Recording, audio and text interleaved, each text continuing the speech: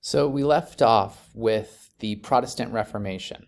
So we just want to be clear that the Protestant Reformation,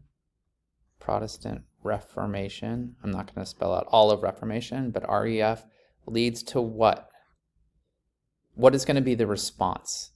The Counter-Reformation or the Catholic Reformation, which was the Council of Trent. Again, REF. Protestant Reformation, Martin Luther, John Calvin, Zwingli, all of this leads to the Catholic Church responding with the Council of Trent and reorganizing, and Jesuits trying to convert people through exploration. Look what happens to Europe, the map. I mean, most of Western Europe is green, which is Catholic. And now, because of the Protestant Reformation, much of it is not. Much of it is Protestant, so Lutherans up in Northern Europe, Scandinavia, Calvinists in Switzerland and France, Anglicans in England, Bohemians in the Holy Roman Empire. Interesting, Anabaptists in Prussia, they believed you could not be baptized until you were an adult and old enough to make the decision whether you were accepting the Christian religion. So Anabaptists, all of this changes religion in Europe drastically. Remember, Eastern Europe, is going to be the Orthodox. Remember, we have the Byzantine Empire in Rome and Justinian bringing the Eastern Orthodox sect of Christianity into Eastern Europe and Russia as well. And then we have, that's going to change into Islam as well.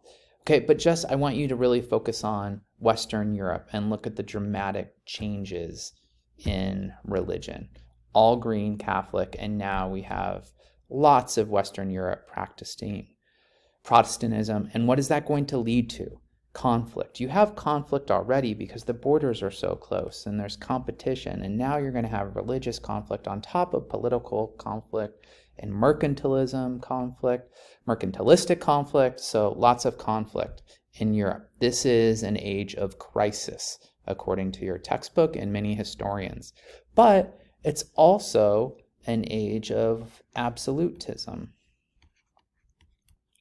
which means the king is absolutely in control over their kingdom. So what we have here is the Palace of Versailles. We have monumental architecture, largest palatial structure in Western Europe, built by Louis the 14th, the Sun King. Many historians believe he was the most powerful monarch in Western European history. He builds Versailles as this monumental architecture showpiece. Look how powerful I am. And he moves the nobility into Versailles with him. And he makes them do little chores and whatnot. And if he nods at them, that means he favors them. The most liked nobles actually got to help him put on his pajamas. So when the nobles are living with him and they're engaged with competing against one another for his favor, that means they're less likely to plot his overthrow. So Versailles, this tribute to absolutism outside of Paris that Louis XIV builds, in France. So absolutism means power over, and this is important, not only the nobility that you see here that have to live here with Louis XIV, but what all other institutions are also powerful in France and Europe. We've got the nobles, the church, the clergy, control over the clergy in your country, and trade and business. So if you have control over the nobles, business, church, then you are an absolute leader, and you also use divine right, which means what? That God ordains your power. So this is what is occurring in Europe against the backdrop, as we've already seen, religious conflict, but this absolute power is going to be challenged by many other conflicts that are taking place across Europe. The first one that we'll look at, in this crisis of conflict are witch trials. I think we think of the Salem witch trials in Massachusetts as being the witch trials. In Europe, over 100,000 people are tried for being witches. The great percentage of those are females. Okay, 80% maybe are females. 80% are going to be executed too. So over 50,000 people are going to be executed. Again, the majority of them are women. And why is this happening? Well, historians look back at this and they see that many of these women were single. They weren't married, or they were widowed, so they don't have a husband. Many of them also, historians have seen records, were kind of outspoken in their community, or even Protestant. So religion figures in, women that don't have a male in their household figures in, and some historians have referred to this as a genderized murder, almost genocide against a gender in Europe in these witch trials. It's going to start to slow down when the Enlightenment starts to become more powerful, and we haven't seen the Enlightenment yet in Europe, but the Enlightenment is going to be about reason and going away from religion. And when that trend starts to happen more powerfully in Europe, more potently, then that's when we see these witch trials stopping. So crisis with gender and religion in Europe with these witch trials. We have a lot of religious conflict. We have in England, and you probably remember this from past historical studies, the Spanish Armada in 1588. This is when Philip II of Spain, Habsburg, sends the Spanish Armada against England and Elizabeth I, because she is going to make England permanently Anglican, and that means not Catholic. And Philip II had this nickname. He was the defender of the Catholic faith, and he is going to try to make England again Catholic, and that's not going to happen. The Spanish are going to be defeated by English naval forces, the strategy of Elizabeth I, and also nature.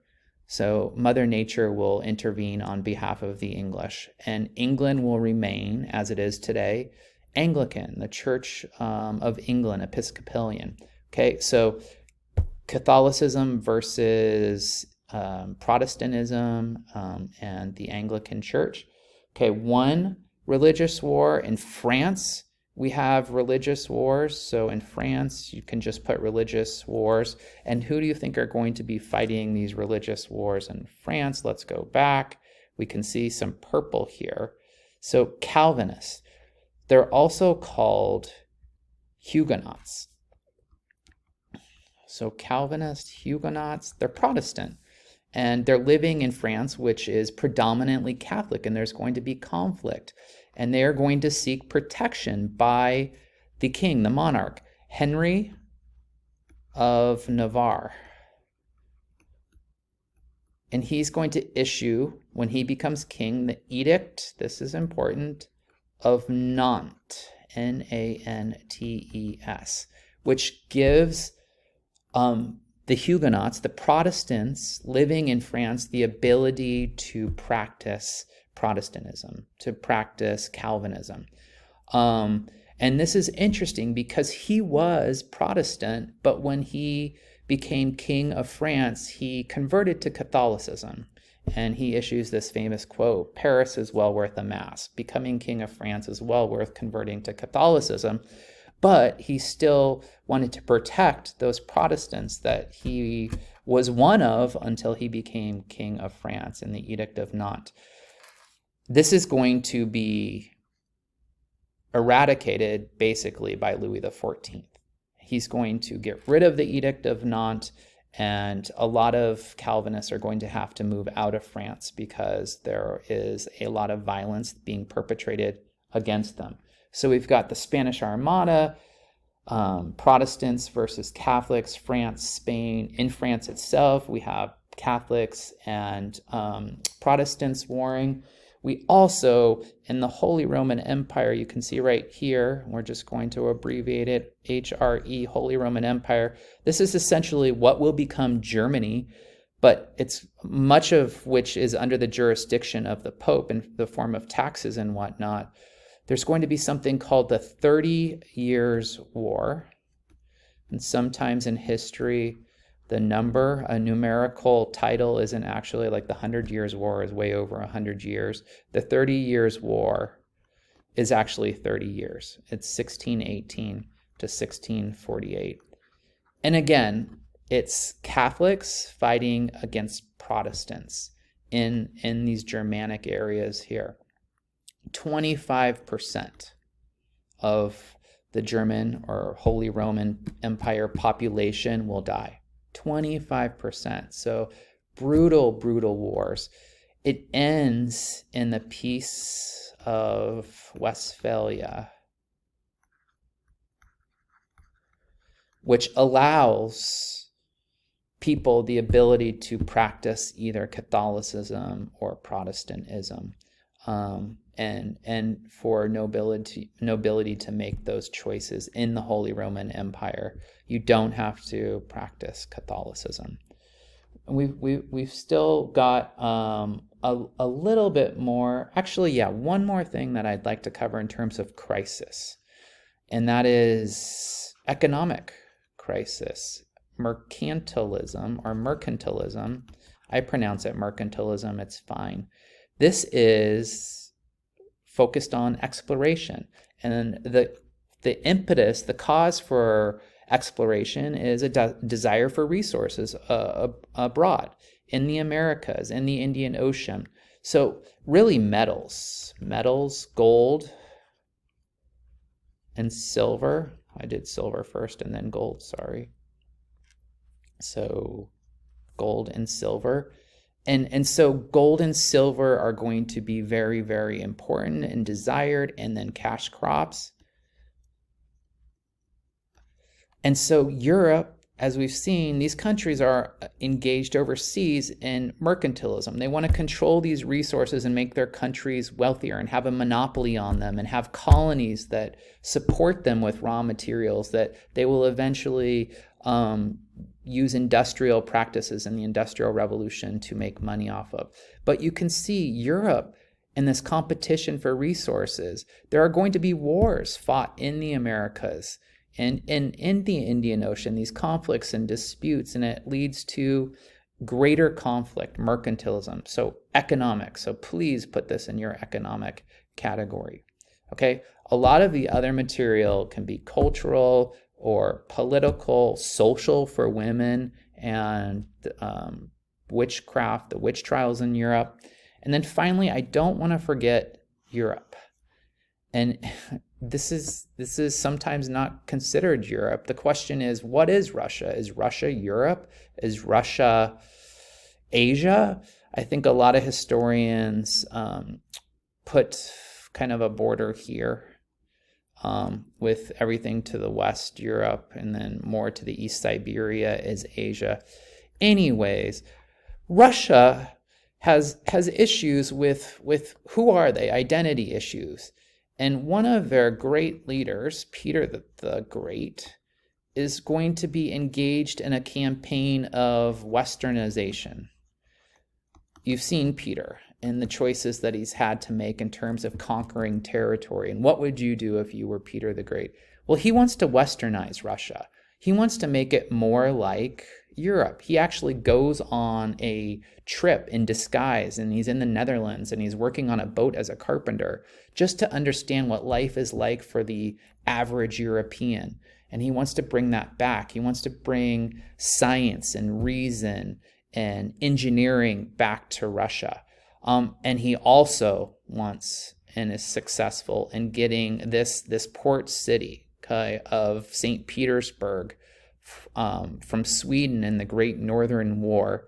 This is important, St. Petersburg, Peter the Great, because it gives Russia access to Europe with trade through the sea. Russia, up until this point, is landlocked. And he tries to get more territory on the Black Sea here, and it's going to be pretty unsuccessful. It's going to be Catherine the Great that will eventually accomplish this, so that Russia has gateways to Western Europe, north and south through the sea, and they're not landlocked. So Peter the Great